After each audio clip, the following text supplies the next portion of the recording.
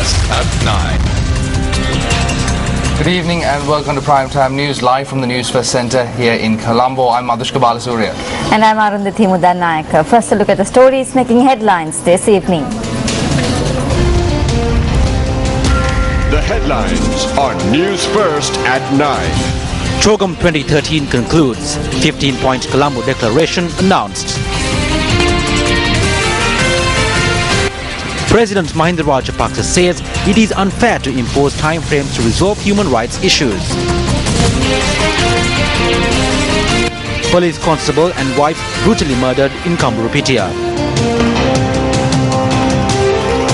5 killed in a road accident in Talatoya. News First at 9. And now for the stories in detail. The Commonwealth Heads of Government meeting concluded in Colombo this evening. Yes, CHOGM 2013 began on Friday with heads of governments from Commonwealth nations taking part in the two-day summit.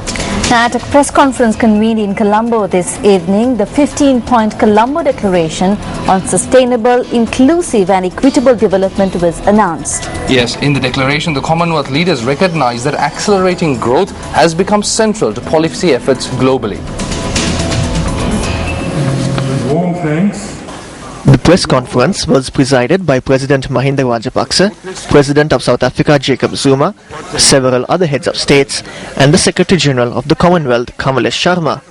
The Colombo Declaration, which was adopted today, also reaffirms the right to development for all individuals and commit themselves to eliminate disparities and focus on making growth more inclusive for all, including vulnerable groups, women, youth, and the differently abled.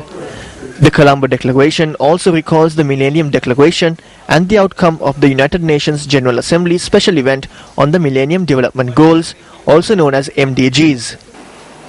Early today, the Commonwealth heads adopted the Colombo communique based on the theme Growth with Equity, Inclusive Development, capturing a wide range of relevant topics, particularly in the context of the forthcoming development agenda. Issues covered in the communique include development, political values, global threats and challenges, and Commonwealth collaboration. As Chair in office for the next 2 years, we would like to pursue initiatives that will assist member states in realizing their development priorities. We look forward to working closely with all member states in this endeavor. On Commonwealth collaboration, there is a COM Partnership Initiative. It will be a contemporary platform to unlock potential for bilateral country-to-country cooperation and creation of collaboration between member states with online resource hosted on Commonwealth Secretariat's web-based platform Commonwealth Connects to take advantage of the enormous collaborative capacities that have arisen within member states in recent years. The orientation of the Commonwealth is a very simple one. We work together with member states for the advancement and adherence to our shared values.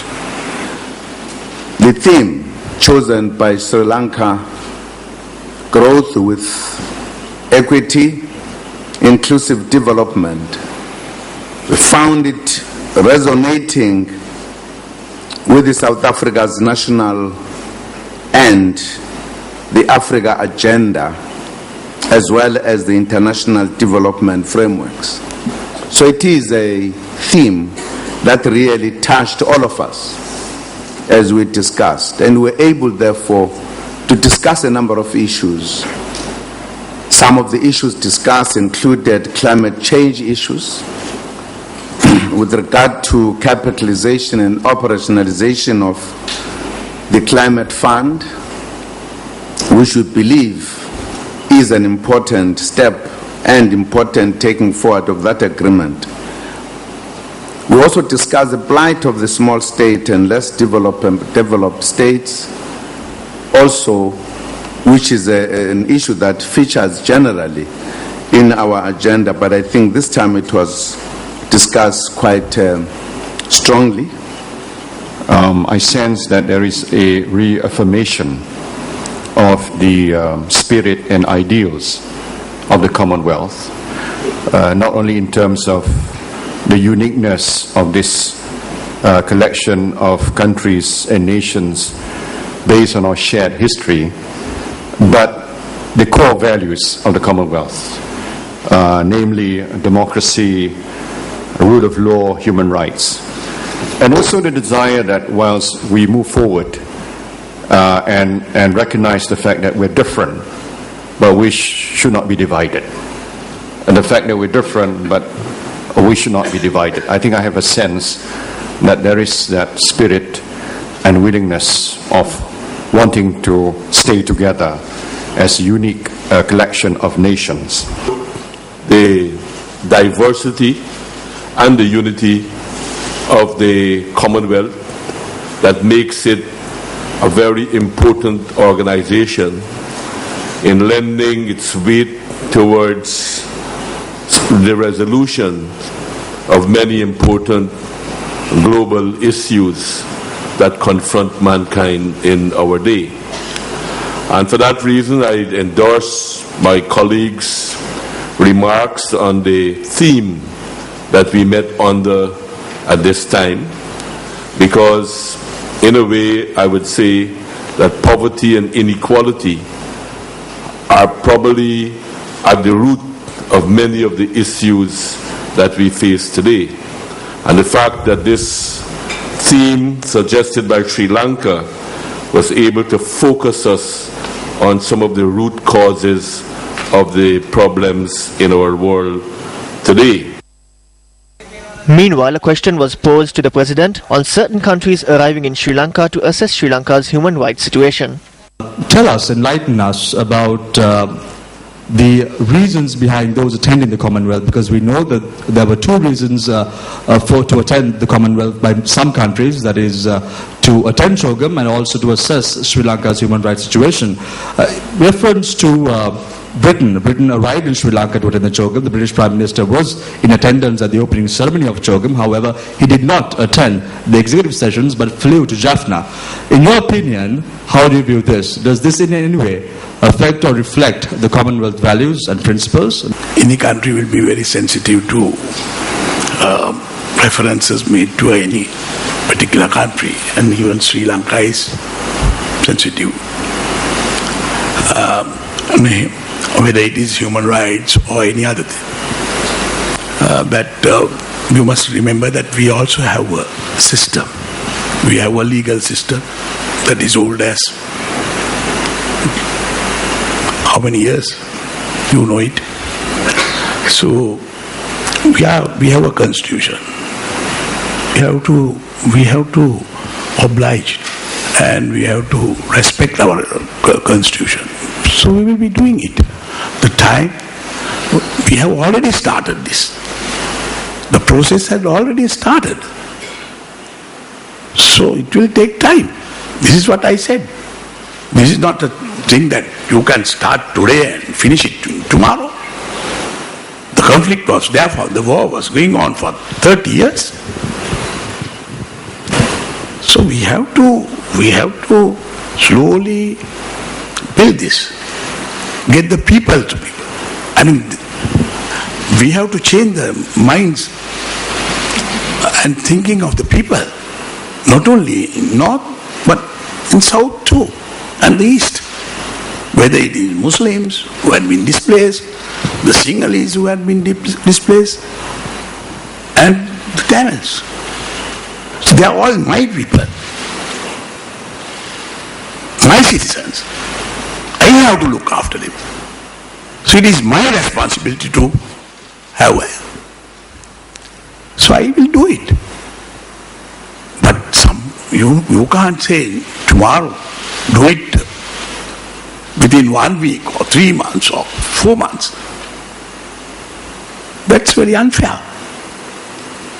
So this was, everyone is very sensitive, and we respect values of the Commonwealth. We are members of the Commonwealth. Under the theme Growth, Equity and Inclusive Development, the Commonwealth Heads of Government Meeting 2013 came to a close in Colombo today. Now, during the last 2 days, heads of states who were here in Colombo deliberated on a number of issues, including the agenda for the next 2 years of the Commonwealth. The Colombo Declaration was hence put out today by President Mahinda Rajapaksa and Secretary General of the Commonwealth, Mr. Kamlesh Sharma. Now, this has been an eventful week for Sri Lanka. On Sunday, the People's Forum and the Youth Forum kick-started. That was on the 10th of November. And on Tuesday, we saw the manner in which how the Business Forum kick-started off in Colombo. Now, News First has been constantly keeping our viewers fully updated with regard to all the developments that are unfolded on the Commonwealth Heads of Government Meeting 2013 from the Media Centre here at the BMICH. Now, the next venue for the Commonwealth Heads of Government Meeting 2015 has already been decided. That, of course, is Malta, who will be hosting the Commonwealth Heads of Government Meeting 2015. I'm Shamir Rasuldin reporting for News First from the Media Centre at the BMICH, Colombo.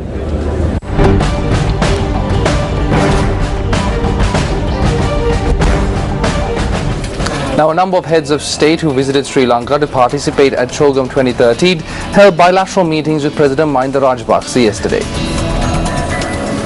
Australian Prime Minister Tony Abbott met with President Rajapaksa at the Sirimavo Bandaranaike Exhibition Centre at the BMICH complex in Colombo. The Australian Prime Minister had praised the President on Sri Lanka's post-war progress. A communique issued by the presidential spokesperson and international media unit notes that the President had appraised the Australian Prime Minister on post-war progress in Sri Lanka. Abbott had also voiced his appreciation for Sri Lanka's cooperation in preventing human trafficking. The Sultan of Brunei, Haji Hassan Al Bolkiah, also met with President Mahinda Rajapaksa yesterday. The Prime Minister of Vanuatu, Moana Karkas, had sought President Rajapaksa's support to hold the 2017 Commonwealth Heads of Government meeting in Vanuatu when the two leaders met yesterday. The Prime Minister of Singapore, Lee Hsien Loong, also met and held discussions with President Rajapaksa yesterday. The Prime Minister of Tonga, Atengo Tiwikano, the President of the Seychelles, James Michael, the Prime Minister of Swaziland, Barnabas Sibusiso, and the President of Rwanda, Paul Kagame, also met with President Mahinda Rajapaksa yesterday. Australian Prime Minister Tony Abbott has pledged 2 patrol boats to the Sri Lanka Navy to combat human trafficking. Yes, the Australian Prime Minister made this pledge during discussions held on the Navy vessel Sayura.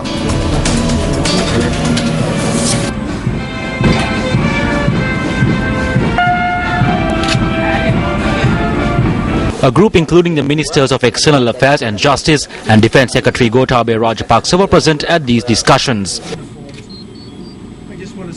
The Sri Lanka Navy said that the discussions focused on measures taken by Sri Lanka and Australia to combat human trafficking. The Australian Prime Minister had praised steps taken by the Sri Lanka Navy to prevent illegal migration.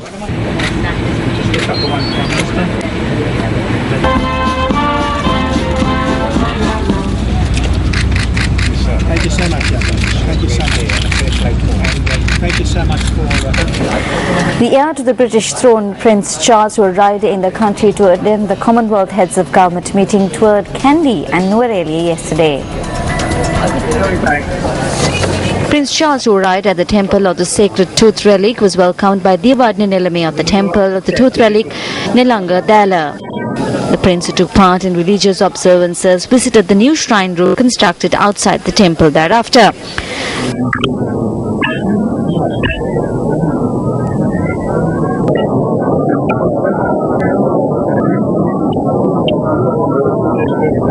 Subsequently, the prince visited the Garrison Cemetery, where British citizens were buried during the Second World War. The prince, who left for Nuwara thereafter, visited the Men Cafe preschool last afternoon. During the visit, Prince Charles met with children with special needs.